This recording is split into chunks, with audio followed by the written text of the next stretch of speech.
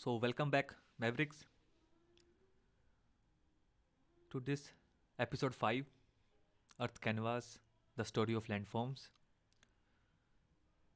We will start this episode through this video, the video of Jordan Peterson. Listen carefully.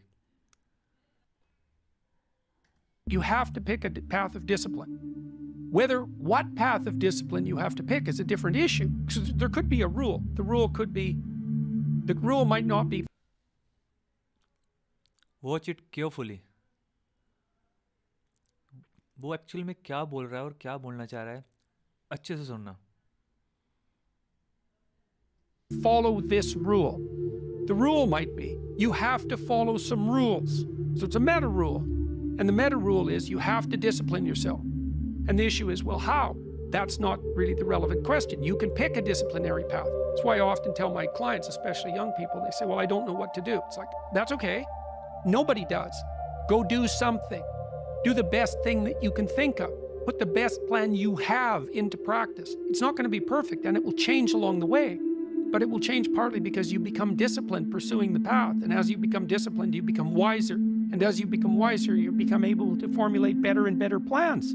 So you can start vaguely and confused and develop a plan that's not so great, and you start to implement it. And then you accrue incremental wisdom as you implement your flawed plan.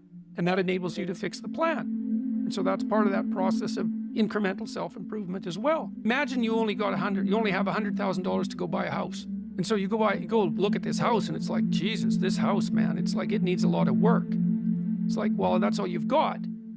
Well, are you going to pretend that the house is okay the way it is? Or are you going to look for where it's rotten and where the plumbing doesn't work and where the stove doesn't work? You have to go and look and see where everything needs to be fixed.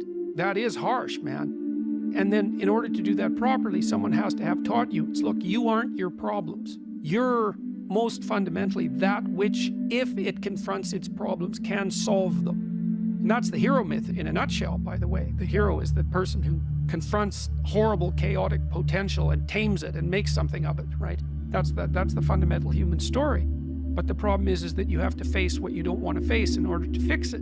So you look at all the things about yourself that need to be burned off, that need to be dispensed with. And that, man, especially at the beginning, especially if you're screwed up, that may be like 95% of you. It's not pleasant.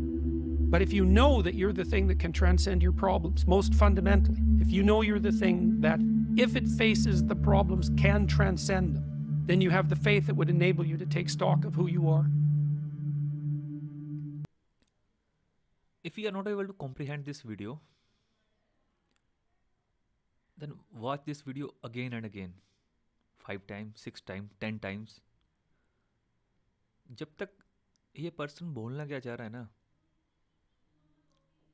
इसकी speech के पीछे जो context है वो समझ नहीं आ रहा ना, तब तक उसको सुनो बार बार. जो यूपीएससी की जर्नी है ना, ये कोई 3-4 मंथ प्रिपरेशन वाली जर्नी नहीं है. मिनिमम 1.5 साल तो इसमें लगता है, मिनिमम. मैक्सिमम 2 साल भी लग सकते हैं, 3 साल भी लग सकते हैं, 4 साल भी लग सकते हैं. तो अगर आपको 2 साल 3 साल 4 साल पढ़ना है ना कंटिन्यू, तो उसके लिए अपने आप को आपको डिसिप्लिन करना पड़ेगा. एक रूल बनाना पड़ेगा कि डेली मुझे 2 घंटे या 3 घंटे पढ़ना है तो पढ़ना ही है, चाहे कुछ भी हो जाए. खुद सोचो,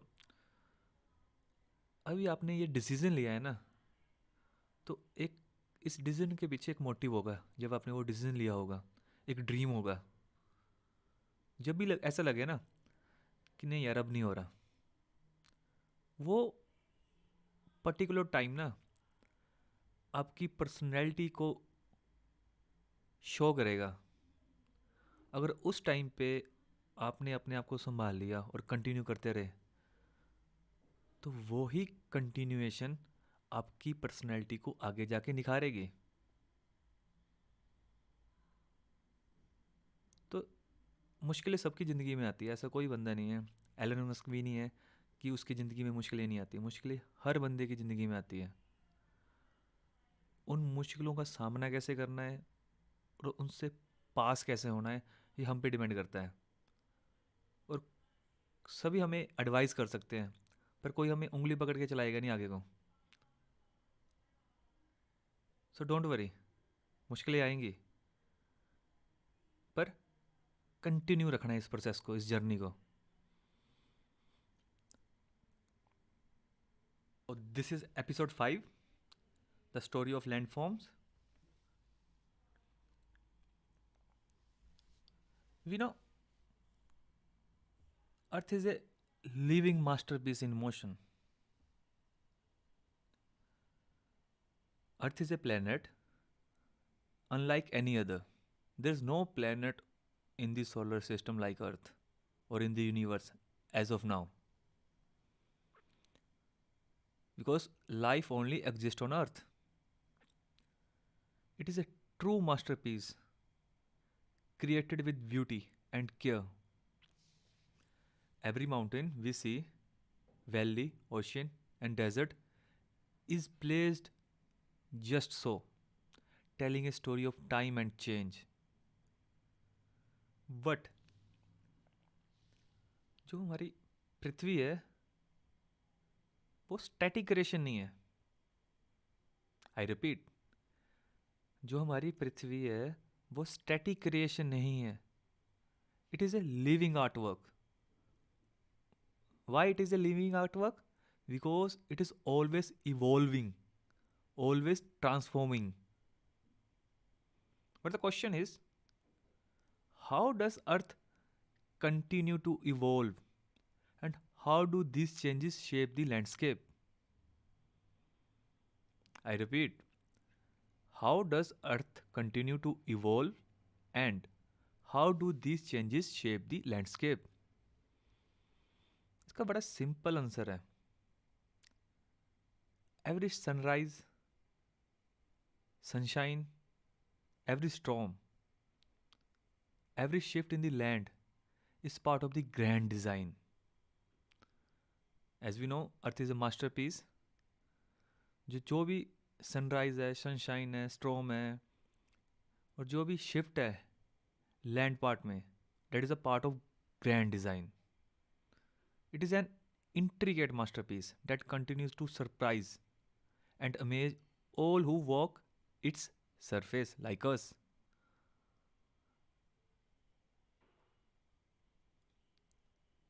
Earth, with its wonder and mysteries, is the most beautiful work of art ever created. It is a true masterpiece in motion. अब तक का जो सबसे बेहतरीन मास्टरपीस है ना, वो इटसेल्फ अर्थ ही है. There is no other than masterpiece like Earth on this universe.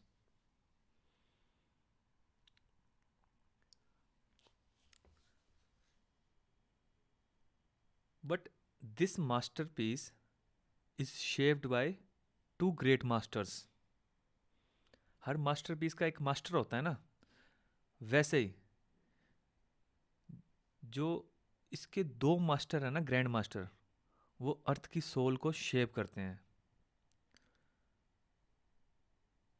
तो वो क्या हो सकते हैं, वो ग्रेट ग्रैंड मास्टर्स? सौरभ, क्या लगता है कौन से दो ग्रैंड मास्टर्स हैं जो अर्थ को शेप करते हैं?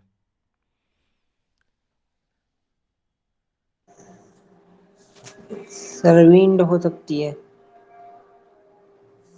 हमने इसके बारे में ना फर्स्ट या सेकंड एपिसोड में पढ़ा था.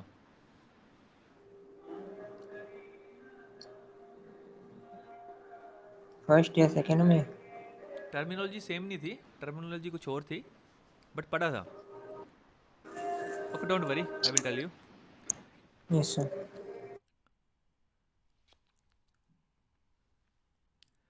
This masterpiece is shaped by two great grand masters, that is endogenic processes and exogenic processes. Note it down. This masterpiece is shaped by two great grand masters. First कौन सा है? Endogenic process, और second exogenic processes.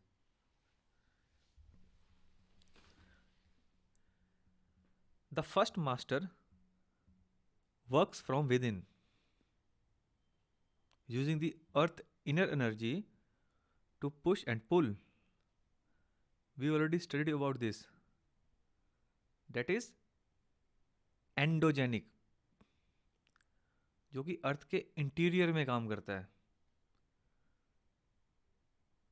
which is taking energy from the core of the earth and creating mountains and valleys and constantly reshaping the land beneath our feet. But the question is,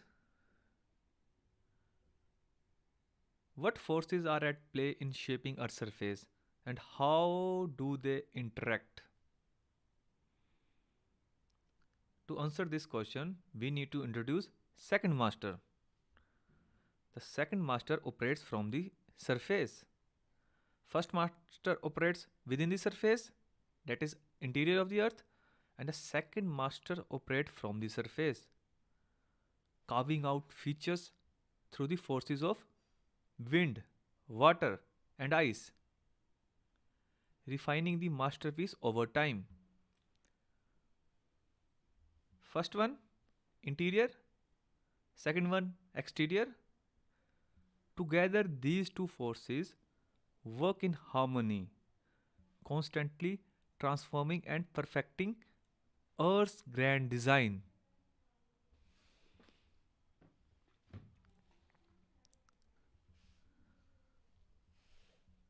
The balance between these two forces create diverse landforms, but it's not uniform. Saurav, why it is not uniform?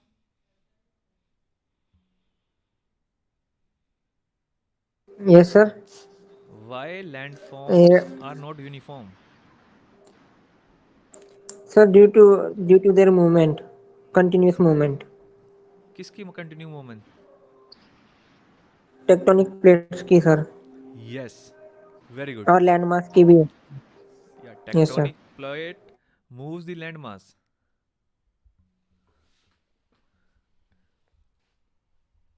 If we further categorize geomorphic processes into chart form, then it can be look like this: endogenic, exogenic. इस chart को note down कर लो: endogenic, exogenic. और endogenic में नीचे लिखना sudden और slow, और slow के नीचे आएगा डायस्ट्रोफिज्म. Okay, understand Hrithik? हमारे पास दो प्रोसेसेस है, एंडोजेनिक और एक्सोजेनिक.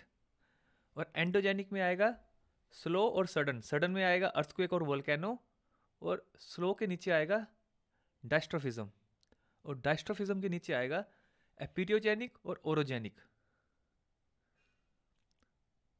आपके पास 2 मिनट है, 2 मिनट में इसको नोट डाउन कर लो. इसी के बेस पे हम फर्दर डिस्कस करेंगे. These forces or forces are the reason behind the evolution of landforms. जो हम अपने आसपास जो भी लैंडफॉर्म देखते हैं, जो भी लैंडस्केप देखते हैं, जो भी नेचुरल फीचर्स देखते हैं, वो इन्हीं दो प्रोसेसेस के कारण होता है. अगर हम इन्हीं प्रोसेसेस को फर्दर एलैबोरेट करेंगे सिस्टमेटिक वे में, तो इसको ऐसे करेंगे. एंडोजेनिक हमने डिस्कस कर लिया. एक्सोजेनिक में क्या होगा? वेदरिंग होगा और इरोजन होगा. इसको जब हम फर्दर सब डिवाइड करेंगे तो इसका एक और पार्ट आएगा, उसको हम जब इसको एक्सोजेनिक को पढ़ेंगे तब हम देखेंगे. अभी के लिए आप इतने लिख लो: वेदरिंग में फिजिकल, केमिकल, बायोलॉजिकल, और इरोजन में आइस, रिवर, सी, विंड, अंडरग्राउंड वाटर.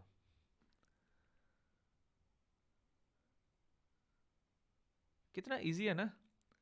जितने भी लैंड फॉर्म्स हैं हमारे आसपास, वो जस्ट कैसे होते हैं वो हमारे सामने है. एक पेज में हम पूरी लैंड फॉर्म्स को समझ सकते हैं अगर हम एक सिस्टमेटिक वे में समझें चीज़ों को. अगर हम सिस्टमेटिक वे में नहीं समझेंगे तो हम कभी नहीं समझ पाएंगे एक होलिस्टिक पिक्चर को. So always try to see things holistically first, then go deeper. Hrithik note कर लिया? Yes, sir. ओके, तो इसमें क्या है, एंडोजेनिक में स्लो मूवमेंट, सडन मूवमेंट। अब स्लो मूवमेंट सबसे पहले हम स्टडी करेंगे कि स्लो मूवमेंट में क्या आता है। तो स्लो मूवमेंट में आता है diastrophism. Diastrophism, but what is the meaning of diastrophism? Hrithik any idea? क्योंकि इससे No. रिलेटेड चीज़ें हमने ना काफ़ी पढ़ी है, ऑल्दो हमने इस टर्मिनोलॉजी को इंट्रोड्यूस नहीं किया हमने अपने प्रीवियस एपिसोड में। पर अगर कोई आइडिया, मान लो कि इसी के आंसर पे आपकी ना रैंक तय होगी, तो आज तक हमने जितने भी एपिसोड में जो भी कुछ पढ़ा है ना, उसके बेस पे आप एक गेस करो कि क्या हो सकता है।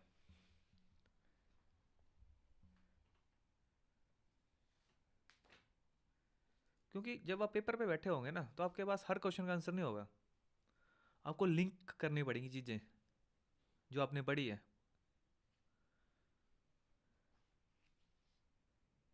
So Hrithik, Sir, dystrophism means movement of tectonic plates, it can B.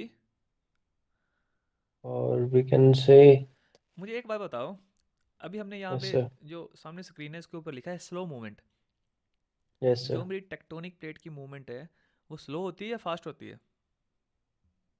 It's slow. तो क्या मैं इससे रिलेट कर सकता हूँ या नहीं कर सकता हूँ?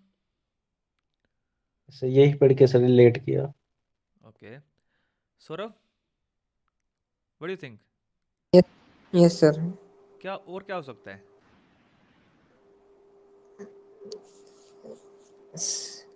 सर वॉल्केनिक इरप्शन भी हो सकता है, जिसकी वजह से लैंड मास आते नहीं।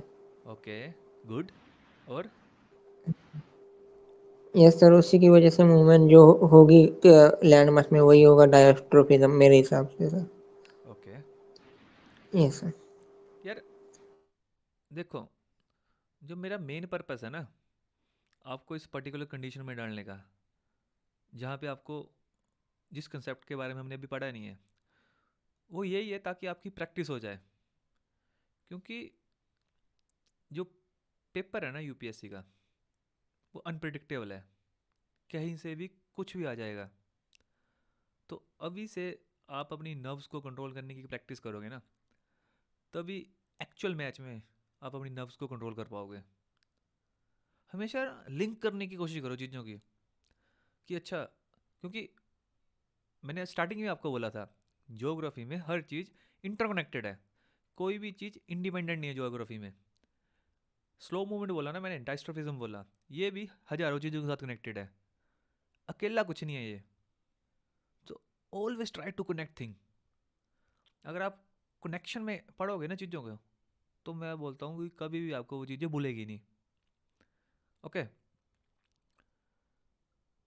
It is related to the all processes that, note it down, all processes that move, elevate और build up,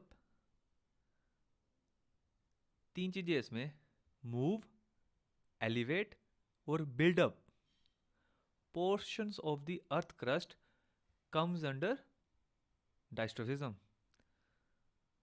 तो ऋतिक, ये क्वेश्चन आपके लिए है, what is the meaning of earth crust? Sir, Earth crust mainly consists of oceanic crust, continental crust, and uppermost part of upper mantle. Wrong, that is lithosphere. Saurabh, sir, earth crust is the uppermost part of land masses. Uppermost part या uppermost layer? Yes sir, sorry, uppermost layer of the earth. And crust is consist of? Oceanic crust and continental crust. Very good. Dystrophism is the all processes that move, elevate, or build up portion of the earth crust comes under dystrophism. They include, write it down, orogenic processes. They include orogenic processes, and orogenic processes involving mountain building through severe folding and affecting long and narrow belts of the earth crust. Now the question is, इसमें एक particular terminology है, mountain building. ध्यान से पढ़ो इसको. Mountain building through severe folding and affecting long and narrow belts. अब इसका मुझे कौन मतलब समझाएगा, क्योंकि हमने ये ऑलरेडी डिस्कस किया है, ये पढ़ा भी है. Hrithik, what is the meaning of this term, this line? Mountain building through severe folding and affecting long and narrow welts.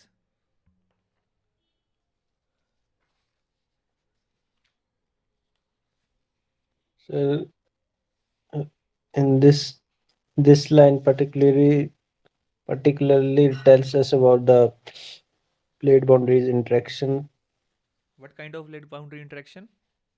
which is we can say divergent plate boundary interactions. मेरे mountain building divergent plate boundary interaction में होते थे. And sir, Saurabh, sorry sir, it's Convergent. convergent plate boundary interaction. Saurabh, मेरी जो mountain building होती थी, कौन सी प्लेट बाउंड्री Yes, इंटरेक्शन से होती थी? convergent sir. और कौन कौन सी प्लेट बाउंड्री इंटरेक्शन थी मेरी? Sir, divergent, convergent और transform. Very good. Yes sir. सो जो मेरी ओरोजेनिक प्रोसेसेस है ना, उसमें मेरे माउंटेन बिल्ड होंगे. बिल्ड कैसे हो गए?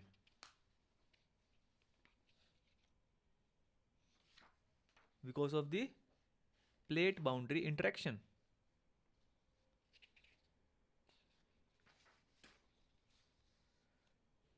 इसमें क्या होगा? इसमें creation of new landforms.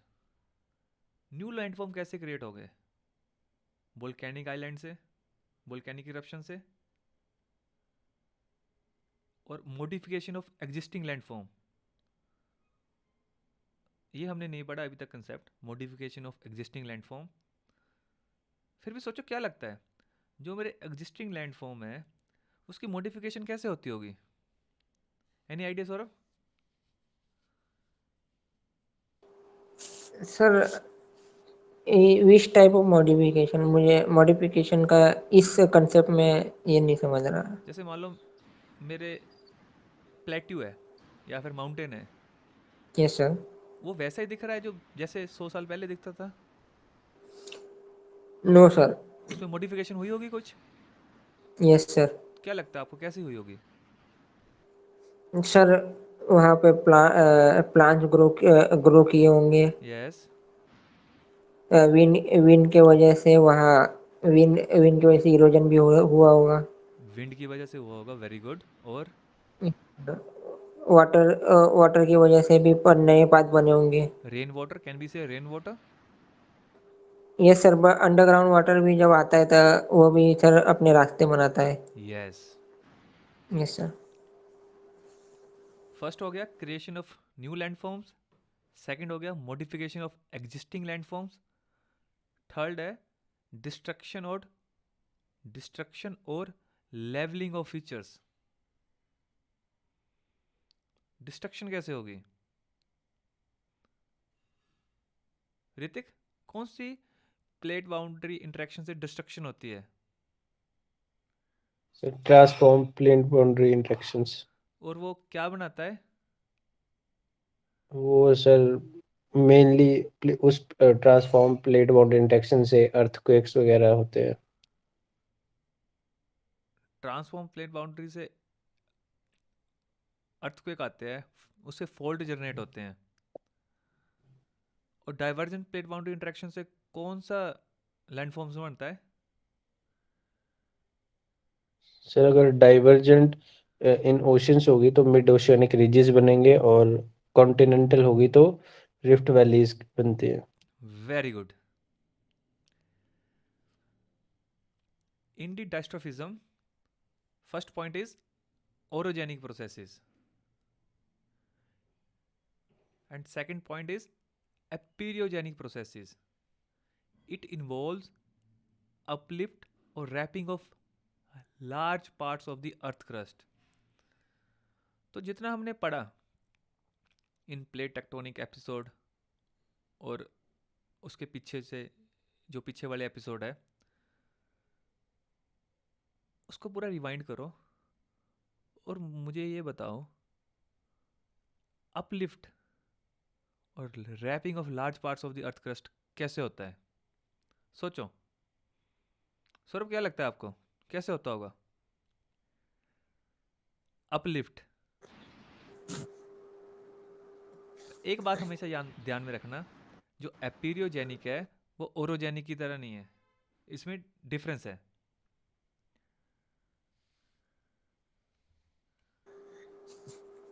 Sir uplifting यही हो सकता है कि जो नीचे से लैंड मास बढ़ता है उसकी वजह से लेयर बन जाए। कैसे? जैसे सर मैग्मा निकलता रहेगा, वो जो पहले बने हैं सर वो अपलिफ्ट ही हो रहे हैं ना डाइवर्जेंट वाले में। नहीं सौरभ, ये कुछ और है। Okay okay good sir. Try, no worries. Hrithik, आपको क्या लगता है?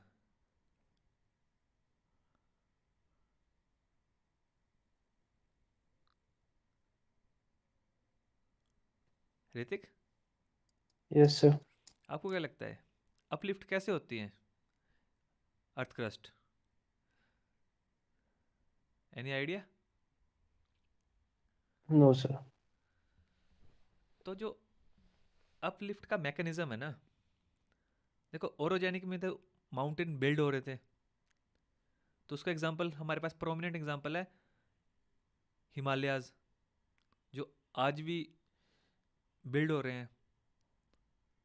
हर साल उनकी ऊंचाई कुछ सेंटीमीटर बढ़ती है because of the tectonic plate, Indian tectonic plate interaction with Eurasian tectonic plate continue move कर रही है और मेरे माउंटेन फॉर्म हो रहे हैं। पर इस केस में ना वैसा नहीं है। इस केस में मेरी अर्थ क्रस्ट अपलिफ्ट हो रही है। इसकी एग्जांपल लिख लो, Malwa plateau, Malwa MALWA, plateau PLATEAU, uplift. पर इसका मैकेनिज्म क्या है? माउंटेन तो हमें पता है, प्लेट बाउंड्री इंटरेक्शन से दो जब प्लेट आपस में टकराएगी तो वो माउंटेन फॉर्म करेंगे। पर एपीरियोजेनिक में क्या होता है? Epeirogenic movement refer to the vertical uplift or subsidence of large portion of the earth crust over long geological time scale without significant folding or faulting, unlike orogenic movements. Aperiogenic movements affect vast area and are relatively gentle.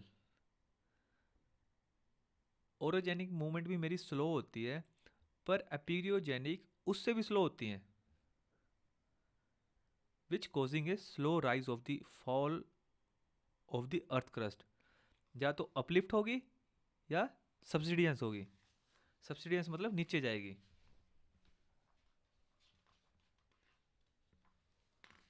पर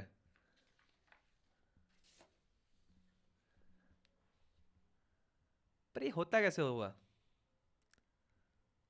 mountain के case में हमें एक picture बन रही है पूरी कि दो माउंट टेक्टोनिक प्लेट आ रही है, एक सबडक्ट हो रही है, एक अपलिफ्ट हो रही है, उसके कारण मेरे माउंटेन्स फॉर्म हो रहे हैं। पर एपीरियोजेनिक में मेरी पूरी क्रस्ट अपलिफ्ट हो रही है या सब्सिडाइज हो रही है, वो कैसे?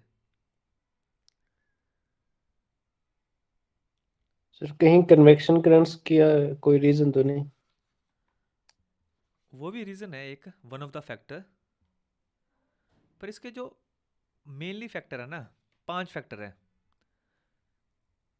एक हेडिंग बनाओ, उसमें लिखो मैकेनिज्म ऑफ एपिरियोजेनिक मूवमेंट, और उसमें फर्स्ट पॉइंट लिखो isostatic adjustment. What is the meaning of isostatic adjustment?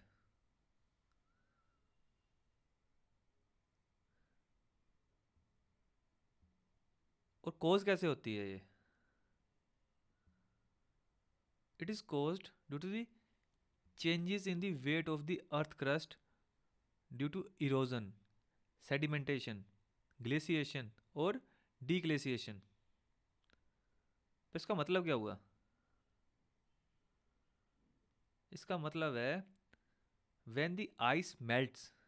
हमने ग्लेशियर देखे, हमारे नॉर्थ साइड में काफ़ी सारे ग्लेशियर हैं। उन ग्लेशियर को इमेजिन करो, and then when those glacier melts, the crust rebounds upward, a phenomena called isostatic rebound। इसका मतलब है, मान लो कि जो मेरी अर्थ क्रस्ट है ना, उसके ऊपर काफ़ी काफ़ी वजनदार एक ग्लेशियर था। उसके कारण क्या हो गया, मेरी जो अर्थ क्रस्ट है ना, वो सब्सिडेंस हो गई उसकी, वो नीचे को धस गई थोड़ी सी। तो जैसे जैसे मेरा ग्लेशियर पिघलेगा, नीचे जो मेरी कन्वेक्शन करंट है, जो मेरी प्लेट है, वो तो मूव करेगी, वो वैसे वैसे क्या करेगी, ऊपर जाएगी। ओके, एक तो ये रीज़न हो गया। दूसरा, हमने थोड़ी देर पहले सौरभ ने आंसर दिया, जो मेरी माउंटेन है उसकी शेप चेंज होती रहती है ड्यू टू दी इरोजन। जैसे जैसे माउंटेन का वेट भी कम होता रहेगा, और ये ऐसा नहीं होता कि 1 साल 2 साल, नहीं, this process took millions of years.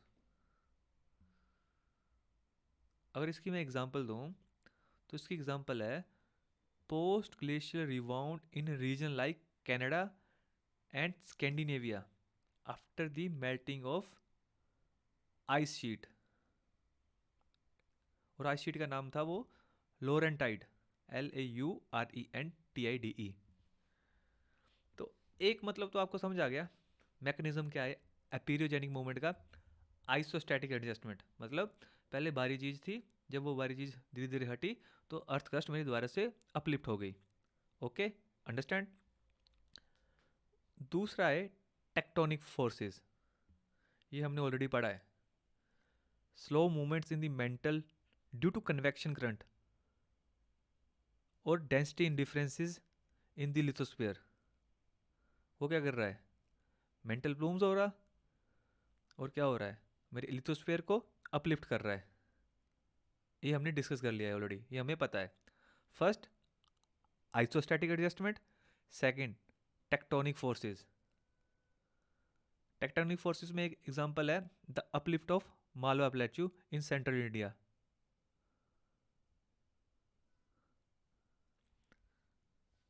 First हो गया आइसोस्टैटिक एडजस्टमेंट, सेकंड हो गया टेक्टोनिक फोर्सेस, थर्ड है sedimentation and erosion, redistribution of mass due to the erosion and sediment deposition. मान लो दो सरफेस है, एक सरफेस पे एग्जांपल है 100 किलो का पहाड़ है, और दूसरी जगह 20 kg का अर्थ क्लियर है। अब इरोजन के कारण क्या हुआ, जो पहाड़ का सरफेस है वो इरोड होते होते होते नीचे आ गया, जहाँ पे 20 kg का सरफेस था। अब 20 kg वाला 80 kg का हो गया, और 100 kg वाला 20 kg का रह गया। तो क्या होगा, जहाँ पे पहला वजन ज़्यादा था वहाँ से क्रस्ट अपलिफ्ट हो जाएगी, और जहाँ पे वजन कम था वहाँ पे मेरी क्रस्ट नीचे धस जाएगी, सब्सिडेंस हो जाएगा। अंडरस्टैंड।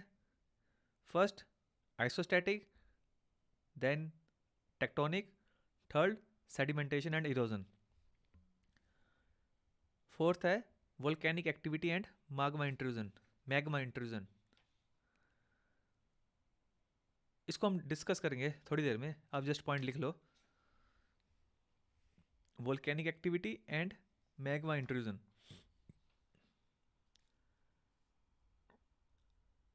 इसमें एग्जांपल लिख लो, the Deccan trap region, the Deccan trap region, DECCAN, traps region. और फिफ्थ है thermal expansion and contraction.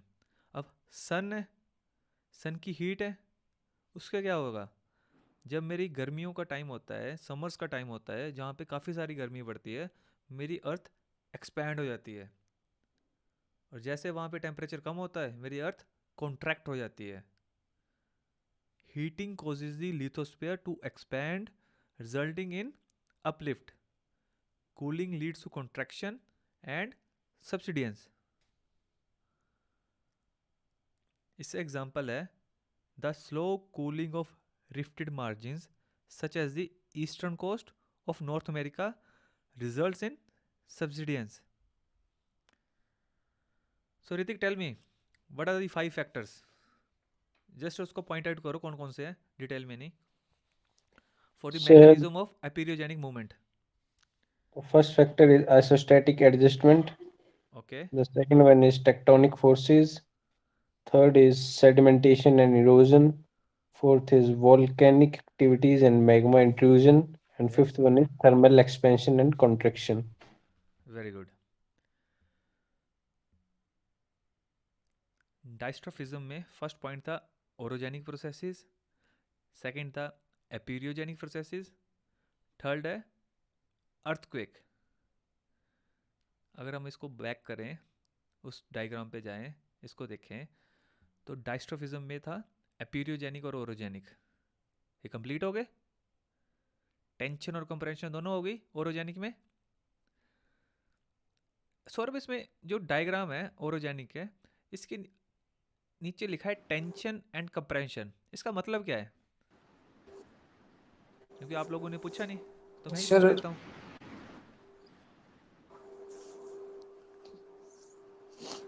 Sir tension मतलब हुआ कि उस पे दबाव डालना, ओके, तो एक कंप्रेशन तरह क्या से हुआ? ऊपर से कोई फोर्स है वो दबाव। सर कंप्रेशन हुआ एक तरह से। सर दोनों सेम ही तो हुए, थोड़े से डिफरेंस है। नहीं, ऋतिक, व्हाट इज योर तो understanding from this two word, tension and compression? Compression तो हुआ कि किसी चीज का मतलब कोई भी फोर्स लगी तो कोई भी हमारे पास चीज है वो कंप्रेस होगी। नहीं नहीं नहीं, in the context of land forms. In the context of land forms. मुझे एक बात बताओ, जब मेरी दो, सर हाँ जी, बोलो बोलो बोलो बोलो सौरभ। ये सर जो टेंशन है उसमें एक तरह से खिंचाव भी है ना सर। हाँ हाँ, और तो कंप्रेशन? फिर जो डाइवर्जेंट है, यस, कंप्रेशन है सर, मैं कन्वर्जेंट हो गया ये। मैं यही सुनना चाहता था। Yes sir. टेंशन में क्या होता है, खिंचाव दोनों तरफ से, तो वो कौन सी प्लेट बाउंड्री डायरेक्शन में होती है, डाइवर्जेंट। और कंप्रेशन में क्या होता है, कंप्रेस कर रहे होते हो हम दोनों पॉइंटों को। एक पेन है, उसके दोनों पॉइंट को खींचो, दैट्स इट टेंशन। अब उन दोनों पॉइंटों को कंप्रेस करो, दैट इज कंप्रेशन। तो जब दो टेक्टोनिक प्लेट एक दूसरे की तरफ जाएगी, तो वो क्या हो रही है, एक तरीके की कंप्रेशन हो रही है, because of the convection current Vineeth the lithosphere. Understand? अभी एंडोजेनिक में हमने डायस्ट्रोफिज्म कंप्लीट कर लिया। डायस्ट्रोफिज्म होती है स्लो मूवमेंट, और इसका दो पार्ट थे, स्लो और सडन। सडन में है अर्थक्वेक और वोल्केनो। अगर कोई आपका कोई डाउट है स्लो प्रोसेसेस में, स्लो फोर्सेस में, मतलब डायस्ट्रोफिज्म में, तो अभी पूछ लो, अभी क्लियर कर लो अगर कोई डाउट है। क्योंकि इसके बाद हम फिर सडन में जाएंगे। कोई डाउट नहीं है? Okay.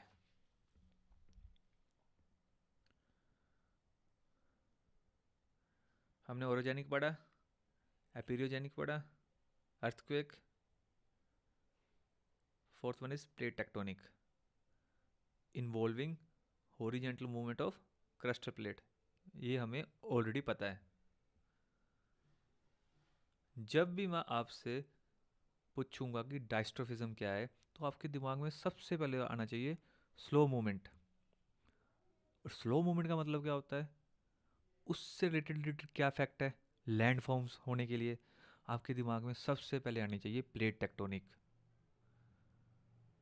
Earthquake, एपीरियोजेनिक, orogenic.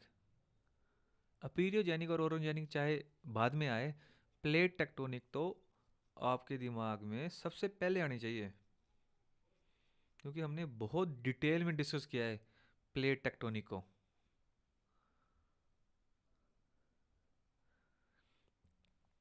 Sudden movement क्या है, अर्थक्वेक एंड वोल्केनो।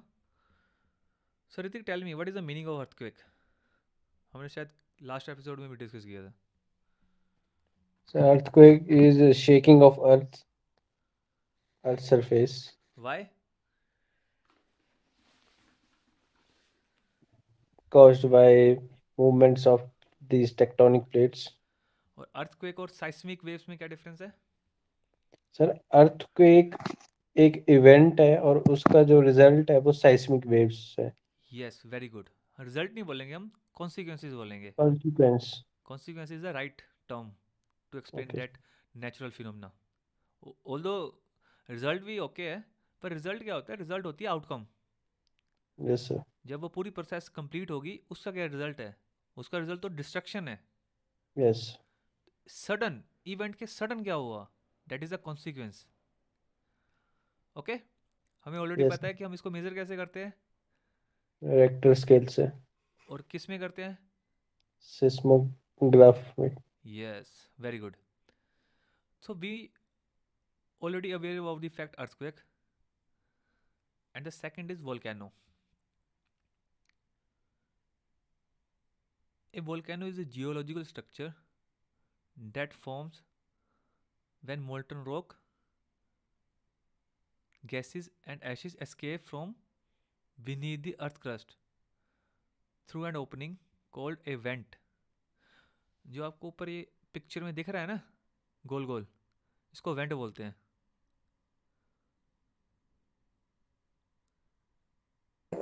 सर मुझे स्लाइड नहीं दिख रही। स्लाइड नहीं दिख रही? आपका नेट यस स्लो सर, है, मुझे दिख रही लगा है। पहले मुझे एक नेट मिनट। स्लो है सौरभ जी, आपका स्लाइड दिख रही है। सौरभ आपका नेट स्लो होगा। नहीं सर, नहीं नहीं सर, आपने पहले भी सवाल पूछा ना मुझे, हाँ तब जब पहले सवाल पूछे तभी भी स्लाइड ऑन थी ना। हाँ हाँ। हाँ फिर नहीं सर, मुझे नहीं दिख रही। मैं एंड करके फिर से ज्वाइन करता हूँ। हाँ ओके।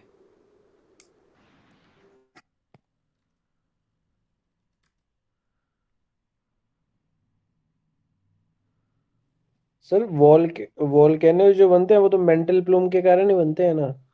नहीं नहीं, अब आज आज हम डिटेल में डिस्कस करेंगे इसको, वोल्केनो को ना। Okay.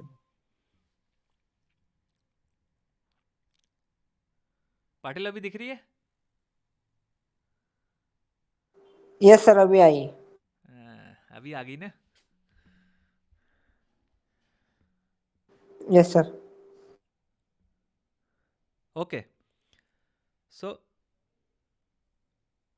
we will discuss in detail in time to come about volcano, but now the question is, what are the earthquake prone areas in the world?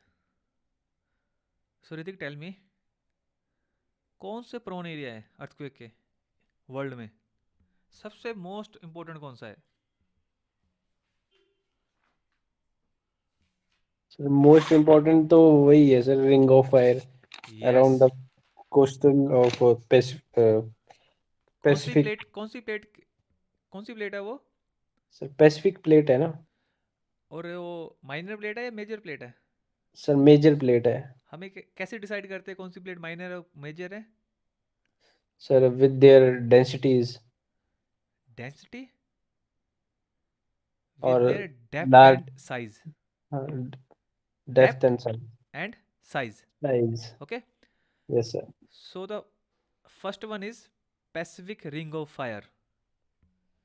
Note it down, इसको हम circum Pacific belt भी बोलते हैं।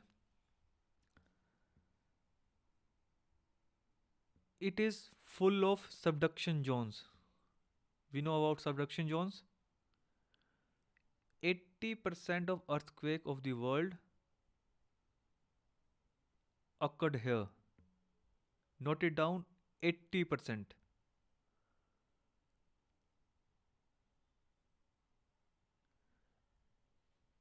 Earthquake से related ना एक और term है जो काफ़ी इंपॉर्टेंट है, जिससे रिलेटेड प्रीवियस ईयर में क्वेश्चन भी आया था।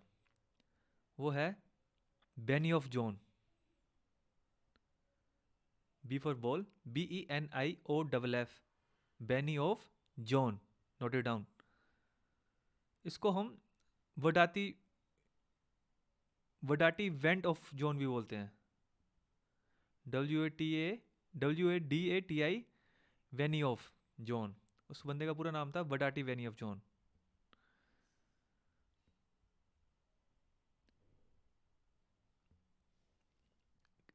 Why I introduce this particular concept? Because it is very important. Vani of zone are significant because they are associated with some of the largest and most destructive earthquake and volcanic activity on earth. I repeat, Vani of zones are significant because they are associated with some of the largest and most destructive earthquake and volcanic activity on earth. पर ये zone form कैसे होता होगा? एक zone है, zone मतलब एक particular location है। This zone is formed by convergence boundary interaction. Note it down, this zone is formed by convergence boundary interaction only. इसकी फर्स्ट कंडीशन है कि कन्वर्जेंस प्लेट बाउंड्री इंटरेक्शन होनी चाहिए, और सेकंड कंडीशन है it can not be formed by continental continental interaction. It can not be formed by continental plate और continental plate interaction. It is only formed by oceanic versus continental and oceanic versus oceanic। दो factor है venue of zone बनने के। First है convergence boundary interaction होनी चाहिए, और second है जो प्लेट बाउंड्री इंटरेक्शन होनी चाहिए उसमें oceanic versus continent and oceanic versus oceanic होनी चाहिए। कॉन्टिनेंट वर्सेस कॉन्टिनेंट जो इंटरेक्शन में मेरा वेन्यू ऑफ जोन नहीं बनेगा।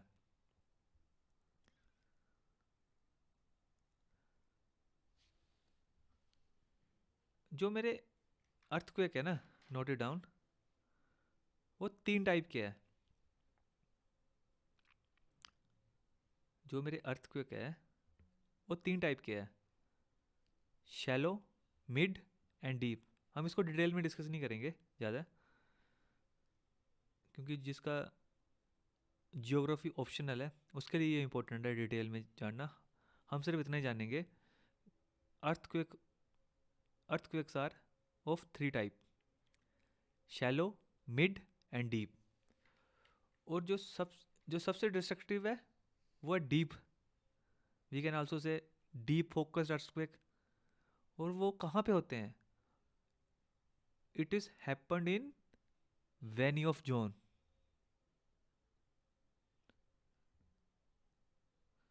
सो Saurabh, tell me, what is Benioff zone? Sir, Bunny of Jones is the area yes which is created due to oceanic versus continent and oceanic interaction. और क्या अगर मेरी transform plate boundary interaction होगी तो भी ये क्रिएट होगा? नहीं sir. Okay so Yes sir. Hrithik, अगर मैं ये क्वेश्चन पूछूं आपसे, Benioff zones are formed due to continental versus continental plate boundary interaction, does it right और रॉन्ग? Wrong, sir. क्या? It can't be formed from continental plate boundary interaction. Good. और हमेशा ये याद रखना, जो मेरे डीप फोकस्ड अर्थक्वेक है वो वेनी ऑफ जोन में ही ओरिजिनेट होते हैं। ओके Yes, तो sir. जो मेरे फर्स्ट पॉइंट है वो है पैसिफिक रिंग ऑफ फायर, जिसमें 80% जो मेरे अर्थक्वेक है यहीं पे फॉर्म होते हैं। सेकंड है trans Eurasian mountain region, note it down, trans Eurasian mountain region, इसमें around 15% of world earthquake form होते हैं।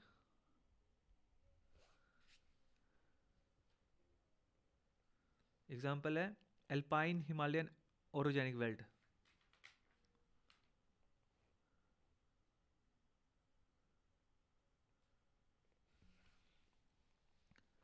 ऋतिक, फर्स्ट है रिंग ऑफ फायर, सेकंड है ट्रांसयूरेशन माउंटेन, क्या लगता है तीसरा कौन सा होगा? यहाँ पे अर्थक्वेक फॉर्म हो सकते हैं।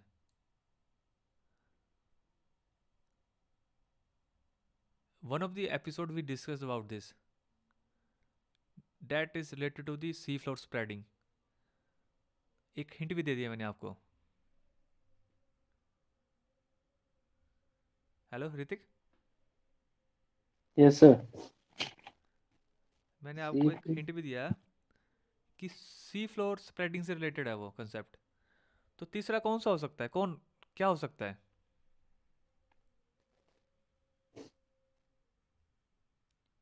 सी फ्लोर स्प्रेडिंग से क्या होता है ऋतिक? और कौन सी प्लेट बाउंड्री इंटरेक्शन के कारण होता है वो?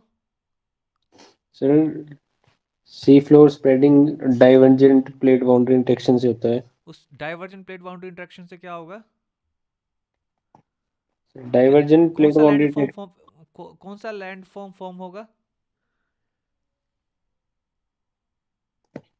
सर अगर ओशंस में होगा तो mid oceanic ridges yes form होंगे। यस यस, मैं यही पूछ रहा हूँ। मिड ओशियनिक रिजिस, क्या वहां पे अर्थक्वेक आएंगे? सर आएंगे। Yes, so note it down. Third point is mid oceanic ridges. कितना हो गया? 80 प्लस 15 95। तो इसमें around 5% of the earthquake of the world formed here. पर इसमें जो अर्थक्वेक होते हैं ना, the earthquakes associated with the mid oceanic ridges is generally shallow. ये इतने डीप फोकस्ड अर्थक्वेक नहीं होते।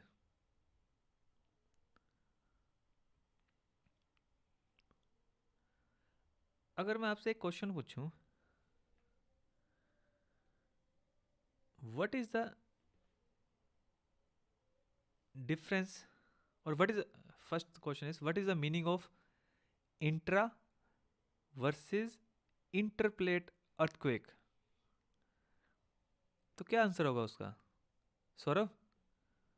What is the meaning of intra versus interplate earthquake? इस दोनों टर्म्स को सुन के क्या आ रहा है आपके दिमाग में?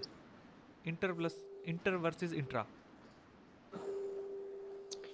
Sir, I think intra means जो अर्थ के अंदर होता होगा, बट सिर्फ वेव्स की वजह से जो अंदर ही मूवमेंट होगी, अंदर अर्थक्वेक आएंगे, सरफेस पे नहीं आएंगे वो। ओके और इंटर मतलब जो वेव्स पास हो रही है उसकी वजह से वो सरफेस पे जो अर्थक्वेक आएगा वो। You are somewhat right. Intra yes means sir. in the interior of tectonic plate. Right term थी टेक्टोनिक प्लेट। जो टेक्टोनिक प्लेट के इंटीरियर में हो गए that is intra. And inter means along the border of tectonic plate. समझे? जब दो tectonic plate आपस में टकराएगी ना, उस पर्टिकुलर पॉइंट पे जो अर्थक्वेक होगा वो होगा इंटरप्लेट टेक्टोनिक, इंटरप्लेट अर्थक्वेक। मान लो कि मेरी जो टेक्टोनिक प्लेट है ना वो 10 मीटर की है, उसके बॉर्डर होंगे, 4 बॉर्डर होंगे। मान लो कि मेरी टेक्टोनिक प्लेट स्क्वायर शेप की है, 4 बॉर्डर होंगे उसके।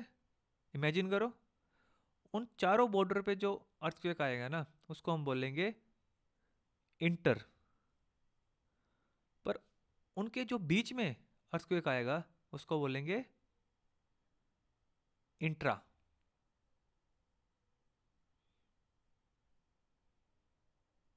Okay, understand? एक क्वेश्चन है, राइट इट डाउन। इस क्वेश्चन को आपने अच्छे से प्रिपेयर करना है।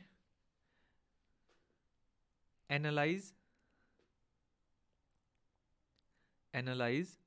How plate tectonic influence the distribution of natural resources. I repeat, analyze how plate tectonic influence the distribution of natural resources such as minerals, fossil fuels. Full stop. Discuss the economic implication for countries located along major tectonic plate boundaries. मैं repeat कर रहा हूं पूरा question. Analyse how plate tectonic influence the distribution of natural resources such as minerals, fossil fuels. Discuss the economic implication for countries located along major tectonic plate boundaries. जब भी आपको UPSC mains में question आएंगे वो इस तरह से आएंगे। कोई डायरेक्ट नहीं पूछेगा कि what is the meaning of tectonic plate और कौन कौन सी प्लेट बाउंड्री इंटरेक्शन होती है। That can be asked in prelims, पर वहाँ भी चांसेस नहीं है। मोस्टली चीज़ों की एप्लीकेशन ही पूछी जाती है, उसके कॉन्सिक्वेंसेस पूछे जाते हैं, उसका इम्पैक्ट पूछा जाता है, पर वो है क्या चीज़ वो नहीं पूछी जाती। ओके, फर्स्ट था हमारा सडन मूवमेंट में क्या था, अर्थक्वेक। अब सेकंड है volcanism. So volcanism referred to the processes and phenomena associated with the movement of molten rock and gases from the earth interior to its surface, leading to the formation and activities of volcano. पर मेरा first question है Hrithik for you, what is the difference between lava and magma? Sir जब अर्थ interior के जो mental में जो rocks होती हैं जो मोल्टन स्टेट्स में होती हैं, जो अर्थ इंटीरियर में होती हैं तो वो मैग्मा होता है, मेंटल में होती हैं। और जब वो अर्थ सरफेस पे आ जाता है तो उसको लावा बोला जाता है। Very good. What, Saurabh, what is the meaning of molten rocks? Molten rocks मतलब जो सेमी सॉलिड फॉर्म में होंगे sir. Okay, yes sir, due to अगर हीट वो। आपको इंटरव्यू में ये क्वेश्चन पूछ ले कि yes sir. Saurabh define molten rocks, तो कैसे डिफाइन करोगे आप?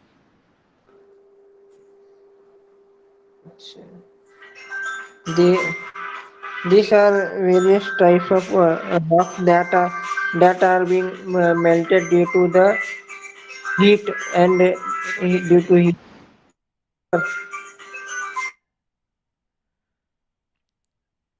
रिपीट करो. What is the meaning of molten rocks? Yes, sir. Define the term molten rocks. So molten rocks are the different types of rocks that are being. चलो Saurabh, Yes, sir. अब किसी भी particular चीज को define कैसे करना ना. हाँ. अब जो मेरा मोल्टन रॉक है ना, Yes, sir. वो कहाँ पे है? मेंटल पर है. तो Mental मैं man. इस फैक्ट को यूज कर सकता हूँ इस मोल्टन रॉक को डिफाइन करने के लिए. Yes. वहाँ पे टेम्परेचर ज़्यादा है या कम है? ज़्यादा है. मतलब मेरे पास दो फैक्ट हो गए. पहला फैक्ट क्या हो गया कि मोल्टन रॉक कहाँ मिलेंगे? मेंटल पर. दूसरा, Mental man. हाई टेम्परेचर होगा. हाई प्रेशर होगा. और क्या हो सकता है? तीसरा, इसकी स्टेट. कौन सी स्टेट होगी इसकी? Semi solid. तो इन्हीं चीज़ों को यूज़ करके इसको डिफाइन करने की कोशिश करो. ओके. समझे मैं कैसे कैसे चीज़ों को डिफाइन किया जाता है? उसकी लोकेशन से, उसकी पर्टिकुलर शेप से या स्टेट से, और वो यस किस सर. कंडीशन में है. Okay sir. अगर मैं इन्हीं तीनों चीज़ों को यूज़ करूँगा तो मैं कैसे डिफाइन करूँगा? Yes sir.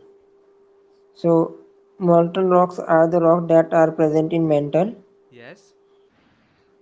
which are present in semi-solid state due to higher temperature. High temperature in the molten layer due to the. In due वहाँ पे to हाई the टेम्परेचर क्यों है?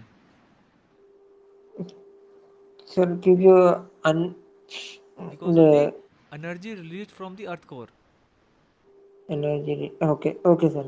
Energy क्योंकि release from एनर्जी the का जो earth. Source है वो क्या है इंटीरियर में? इंटीरियर में. अर्थ का कोर ही है ना. Yes sir. Yes. Okay.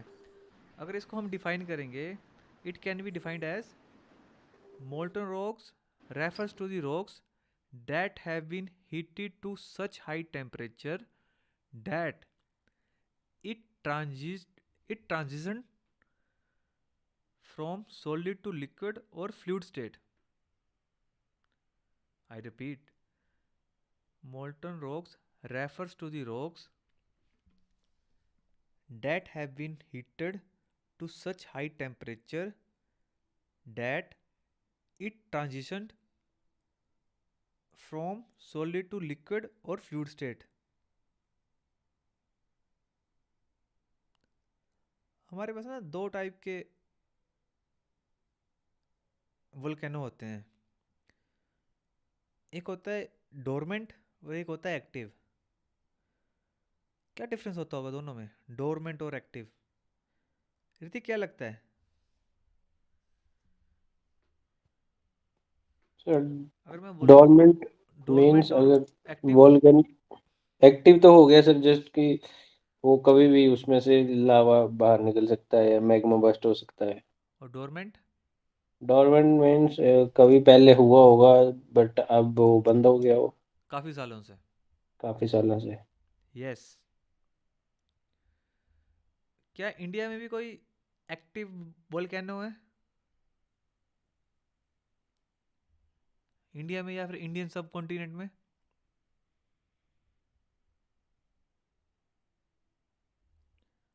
Note it down. Located in the Andaman sea, only active volcano in the Indian subcontinent, that is Barren Island. Barren, Barren Island. This is the only active volcano in the Indian subcontinent. आपको ये search करना है what is the difference between India और Indian subcontinent में. ये आपको ढूंढना है कि इंडियन सबकॉन्टिनेंट का क्या मतलब है, और मैंने क्यों इंडियन सबकॉन्टिनेंट बोला और इंडिया क्यों नहीं बोला.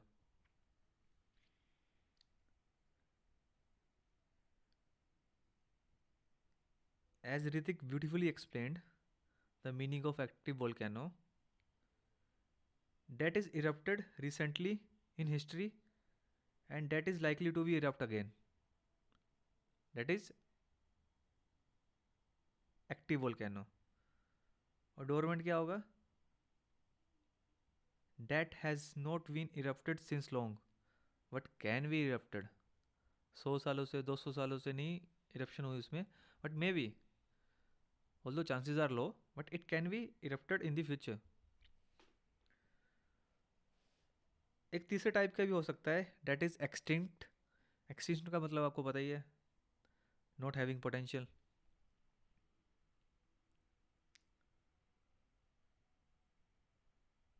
एक एक्टिव वोल्केनो की एग्जांपल भी लिख लो, Saint Helens, SAINT Saint Helens, HELLENES. वो एक्टिव वोल्केनो है USA में. सेंट हेलिना USA में एक्टिव, और इटली में है Mount Etna. Mount Etna, ETNA. आगे ना एक वीडियो देखेंगे हम,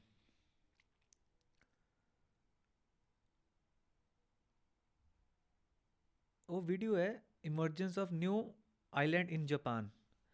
न्यू आइलैंड का बर्थ हो रहा है जापान पे, पर आपको वीडियो के कौन से पर्सपेक्टिव से देखनी है? वो देखनी है from the perspective of geo politics. Note it down question.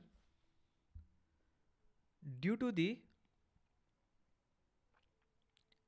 The emergence of new island in Japan,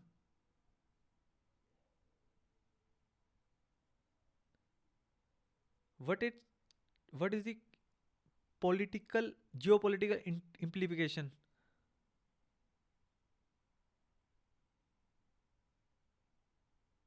I repeat, due to the emergence of new island in Japan, what is the geopolitical implication of that emergence?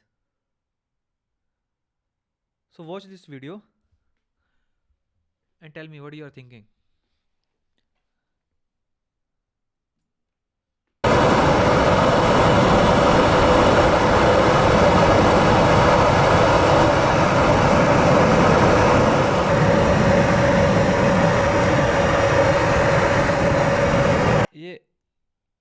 Underwater volcanic eruption है, series of underwater volcanic eruption.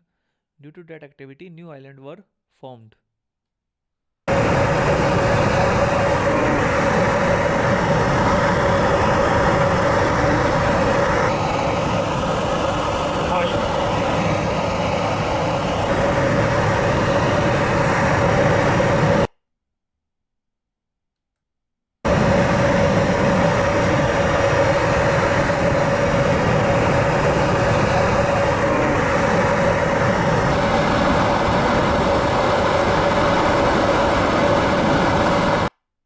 Scientists say new island is about 100 meter in diameter.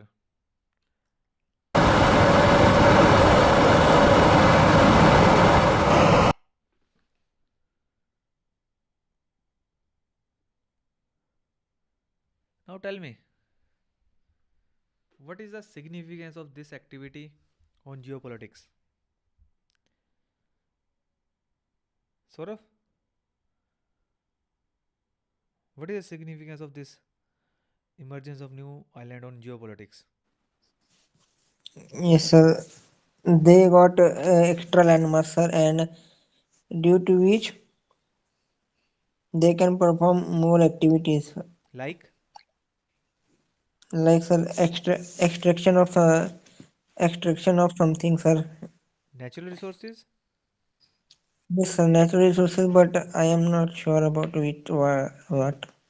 Okay, don't worry, you have a good way of, Hello. you are thinking on the right lines. No worries. Yes, sir. एक ना term है, note it down. Please switch off your mic Saurabh. एक term है exclusive economic zone. Exclusive economic zone, इसका क्या मतलब है? Exclusive economic zone का मतलब है इस जोन के अंदर एक जो कंट्री है वो अपनी इकोनॉमिक एक्टिविटी परफॉर्म कर सकती है, लाइक फिशिंग, मिनरल एक्सट्रैक्शन। जो मेरी कोस्टल लाइन है ना इंडिया की, वहाँ से लेके 200 नॉटिकल माइल्स तक जो मेरा एक्सक्लूसिव इकोनॉमिक जोन है, it is extend to 200 nautical miles from the country coast line.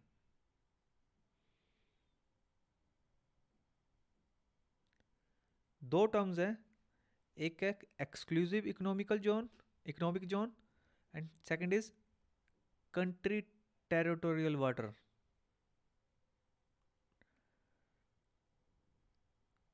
EEZ, अब इसको हम शॉर्ट फॉर्म में बोलोगे, EEZ एक्सटेंड करता है 200 नॉटिकल माइल्स तक, और कंट्री टेरिटोरियल वाटर होता है up to 12 nautical mile from the country coast line.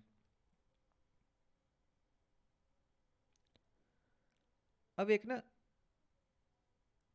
South China सी में ना, अगर आप मैप लोकेट करोगे उसमें देखोगे तो एक साउथ चाइना सी है, वहाँ पे एक चाइना क्या कर रहा है, आर्टिफिशियल आइलैंड बना रहा है। तो ऋतिक क्या लग रहा है आपको, जो आर्टिफिशियल आइलैंड चाइना बना रहा है इसके पीछे क्या पर्पस हो सकता है? वो सर अपना मेनली तो यही होगा कि वो अपने एक्सक्लूसिव इकोनॉमिक जोन को और ज़्यादा एक्सटेंड कर रहे हैं। यस, उससे क्या होगा? उससे सर उनका एक तो इकोनॉमी में बेनिफिट रहेगा। कैसे? अभी वो जैसे नया आइलैंड बनाएंगे, तो जैसे अभी मालदीव है, तो टूरिस्ट वगैरह से इकोनॉमी प्रॉफिट होगा। ओके, और बाकी अगर वो अपना, फिशिंग, या मेनली फिशिंग बोल सकते हैं, natural natural resources. Resource extraction such as fossil fuels. Yes sir. जो साउथ चाइना सी है ना, that encompasses 11 billion barrels of oil,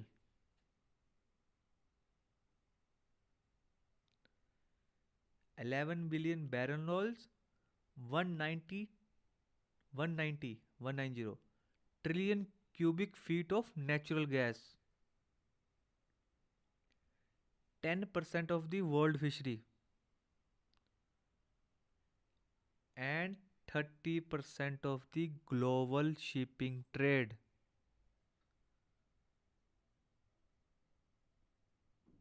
That's why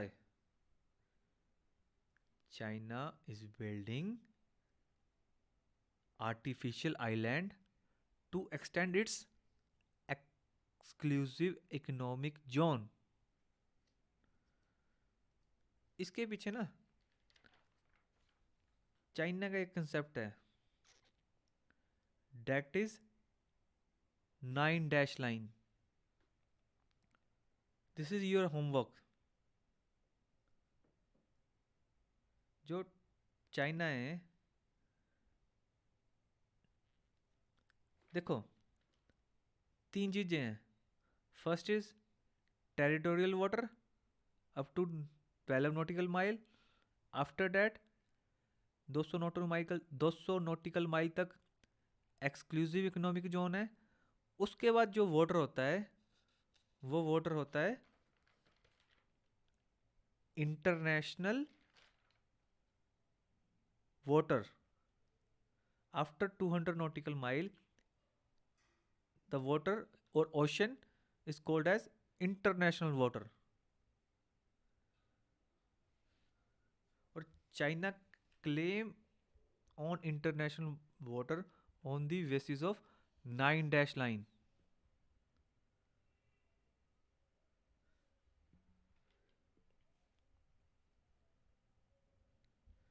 पर हमने अभी जो देखा कि एक्सक्लूसिव इकोनॉमिक जोन है, कंट्री टेरिटोरियल वाटर है, वो डिसाइड कौन करता है? सौरभ क्या लगता है? एक्सक्लूसिव इकोनॉमिक जोन जो डिसाइड हुआ है 200 नॉटिकल माइल, वो किसने डिसाइड किया होगा?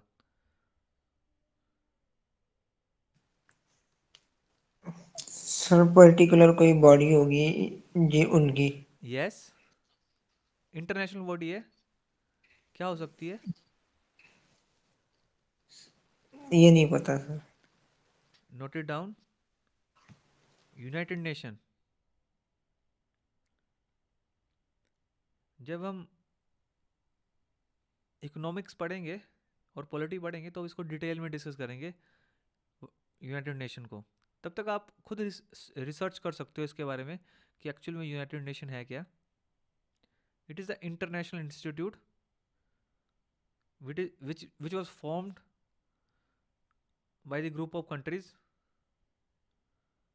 to make this world a better place. तो यूनाइटेड नेशन में एक कन्वेंशन है, United Nation convention law of the sea. सारी कंट्रीज वहाँ पे गई, इकट्ठा हुई, तो उन्होंने क्या किया, एक कन्वेंशन बना लिया कि जो सी है उसके ऊपर क्या लॉ होगा। जैसे हर कंट्री का अपना लॉ होता है, लॉ ऑफ द लैंड, वैसे यूनाइटेड नेशन में सभी कंट्रियों ने जाके लॉ ऑफ द सी बनाया। क्योंकि अगर कोई लॉ नहीं होगा तो जो ताकतवर होगा वो अपने अकॉर्डिंग चीज़ों को चलाएगा। सो यूनाइटेड नेशन क्लॉज से exclusive economic zone shall not extend beyond 200 nautical mile from the baseline of the coastal state territory.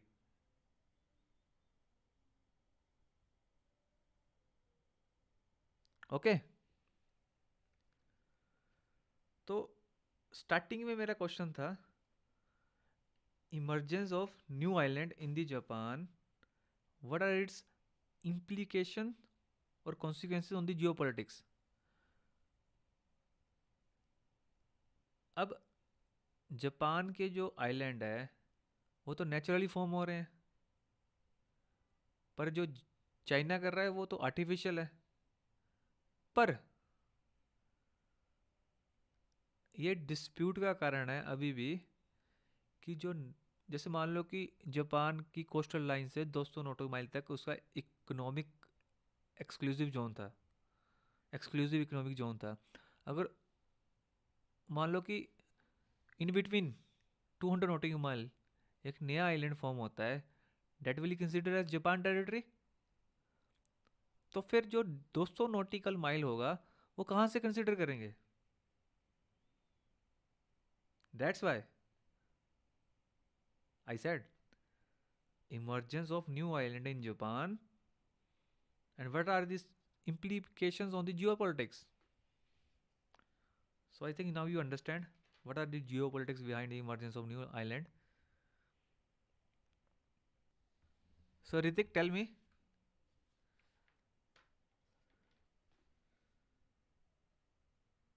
Yes, sir.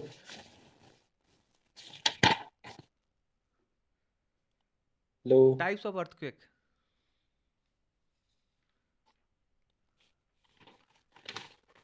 Types of earthquakes. Yes. So earthquakes are mainly of three types: shallow, mid, deep. Yes. Good. Saurabh, yes sir. मुझे एक बात बताओ, जो मेरे Beni of zone है वो कौन सी प्लेट बाउंड्री इंटरेक्शन से नहीं बनेंगे? Sir continental versus continental plate boundary. Good. Yes sir.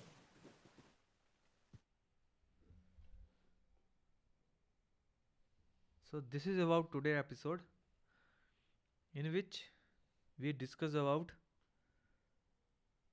exogenic processes. From tomorrow we will start, no, we discussed today endogenic, tomorrow we will discuss exogenic. Any question, any kind? Sir, I think I missed one word from the that question. Which? What is the difference in between volcanoes, a continental beneath the ice cap and यार देख, 3 type के volcano है।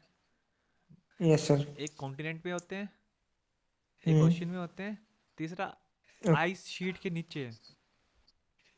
ठीक है sir. अगला question एक और लिख लो। Yes sir. Explain the, mic बंद कर लो। Explain the formation of thousand of island in Indonesia and Philippines. I repeat, explain the formation of thousand of island in Indonesia and Philippines. इसके बारे में पढ़ना कि ऐसा क्यों हो रहा है।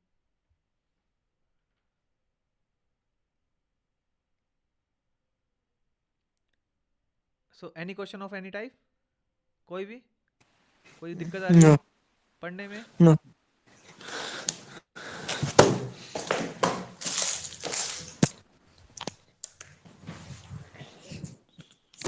Just wait a minute.